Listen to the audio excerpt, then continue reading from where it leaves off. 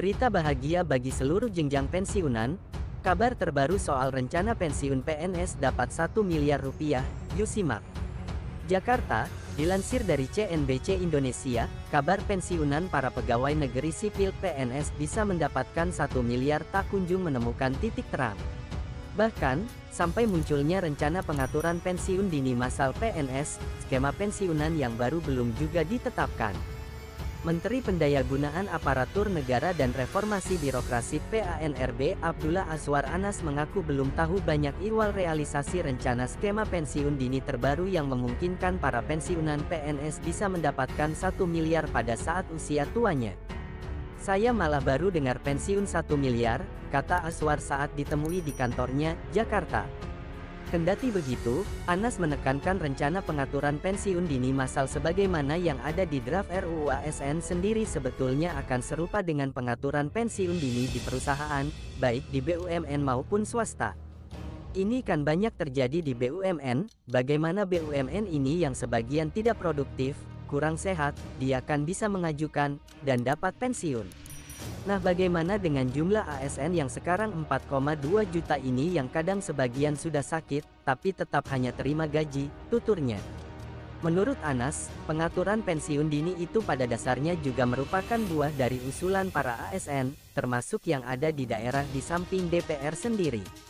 RUU ASN telah ditetapkan DPR menjadi program legislasi nasional prolegnas prioritas pada 2023. Ini yang banyak diusulkan oleh para ASN di daerah dan juga teman-teman DPR. Nanti kita lihat seperti apa pembahasannya, nanti akan kami dengar dari mereka, tentu nanti akan kami berdiskusi dengan teman-teman DPR dan kemampuan keuangan pemerintah bersama Menteri Keuangan, kata Anas. Dengan catatan terbaru ini, realisasi perubahan skema dana pensiunan pegawai negeri sipil PNS dari yang selama ini pay as you go menjadi fully funded hingga bisa mendapatkan total dana 1 miliar masih belum juga jelas. Direktur Anggaran Bidang Pembangunan Manusia dan Kebudayaan Direktorat Jenderal Anggaran Kemenkeu, Putut Hari Satyaka sebelumnya juga telah mengatakan hingga kini pihaknya masih gencar melakukan simulasi yang cukup panjang untuk mengubah skema pensiunan para PNS tersebut. Belum ada tahapan ke finalisasi perubahan skema. Belumlah 2023. Masih perlu simulasi yang cukup panjang karena konsekuensinya cukup besar. Artinya skema pensiun dari manfaat pasti ke iuran pasti itu konsekuensinya sangat besar, kata Putut saat ditemui di kantor Kementerian Keuangan, Jakarta. Seperti diketahui, saat ini skema pensiunan PNS adalah pay as you go, di mana perhitungan skema ini adalah dana pensiun dari hasil iuran PNS sebesar 4,75% dari gaji yang dihimpun PT Taspen ditambah dana dari APBN.